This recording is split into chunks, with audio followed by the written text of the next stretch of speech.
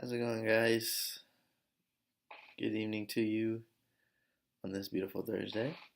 This is going to be a recap video for the Trade and Technology seminar that was held at the Dallas Federal Reserve.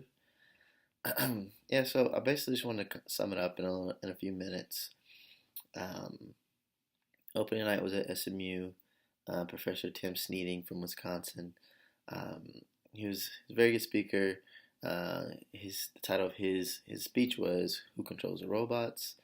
um, which would presume that he is basically furthering the argument that um, robots or large corporations are controlling pretty much the labor market, controlling the ability to get in and out of the labor market. Um, there's a very dystopian belief that robots will eventually take over all of labor, which I don't believe. I think it could possibly lower the amount of jobs available, but to, a, a job will create other jobs, or a systemic economic happening will create other jobs. If you have a robot, you need somebody to man the robots or to maintenance the robots. So I mean, it's. I think robots will create other jobs. I don't know proportionally it will equal out over time, but I think robots will create other jobs. But I will say this on the robot topic. Here, Elon Musk talking a lot about AI and the dangers of AI. I think artificial intelligence poses a major problem. Um, you see movies like I, Robot, where like there's like a rogue robot and he's like running around and doing bad things. I think that's a very high possibility. I mean, we're now to the point of society where we create sex bots.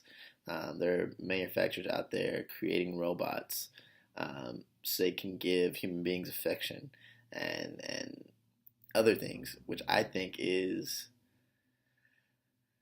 sad to say the least. But we've shown um, amongst and throughout society history, human beings will do daring things from prohibition to artificial intelligence to the industrial revolution to cars to flying cars, self-driving cars. Um, past few Over the past week, we saw that one of the self-driving cars. Can't recall if it was from Uber or from Google, but it was involved in a fatal car crash. There was actually someone in the car when the car crash happened, but it was fatal. As you can see, AI isn't perfect.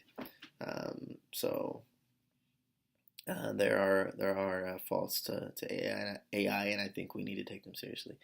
Moving on the second day of the Trade versus Technology seminar, it was held at um, the Federal Reserve Bank in Dallas. And there was a series of economics professors from SMU, um, University of Virginia, and all over the U.S. And they gave their theories and their thoughts on why or why not trade and technology was causing more poverty, or if it was not increasing poverty, or if it was.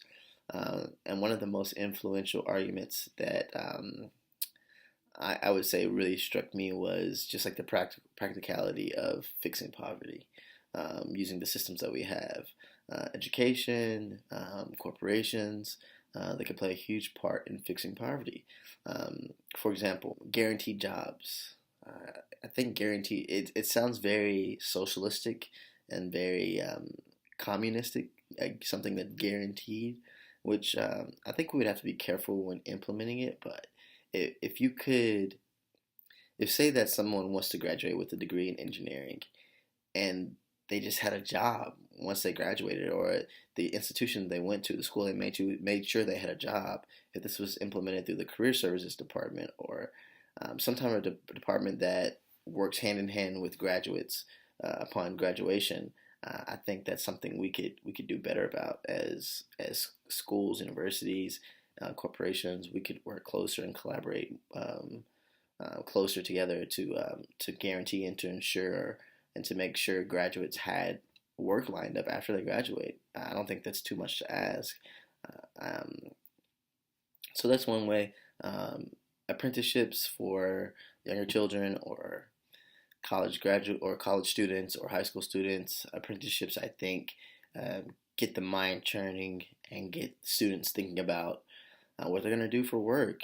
When I was a kid, I did not think about what I was gonna do for work in terms of a career. I had a job at a grocery store in my town, but in terms of careers, I never thought about that. Nor did anyone talk to me about that. No one talked to me about a career when I was a child. Um, and that could be more of a family thing. It could be more of a community thing. Not really trying to place blame. I'd rather find a solution than place blame. Um, but I think talking about career options and hands-on, providing hands-on work experience to kids is something that could help with poverty. It could help.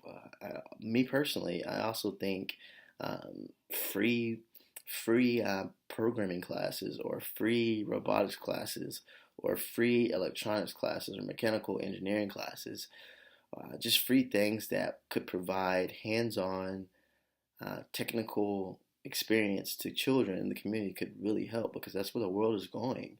A lot of the companies that are like Facebook, Snapchat, Instagram, Twitter, those are all tech firms. Those are all social media uh, technology platforms that are being built that were built by younger individuals. So I think the young generation needs to learn how to do that and to work in those environments and to program and to code and to build because that's how they're going to create wealth until there's another industry that presents itself in the incoming years. Uh, but yeah, that's.